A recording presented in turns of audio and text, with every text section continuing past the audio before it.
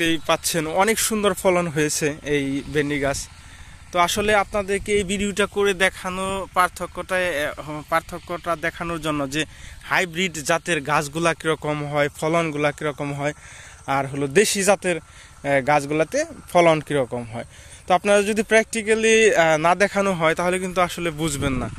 যে কোনো জিনিসই প্র্যাকটিক্যালি দেখলে আসলে বোঝা যায় যে ফলনের পার্থক্য আর দেশি জাত অথবা হাইব্রিড জাতের মধ্যে যে পার্থক্য।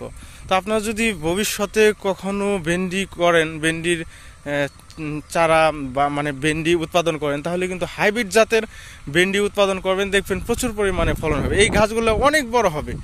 আর এদিকে দেখতে পাইতেছেন দেশি জাতের ফুল আইসা পড়ছে, ভেন্ডিও আইসা পড়তেছে। এই যে ভেন্ডি দেখেন আইসা পড়ছে, কিন্তু গাছ তেমন একটা বড় হয় নাই।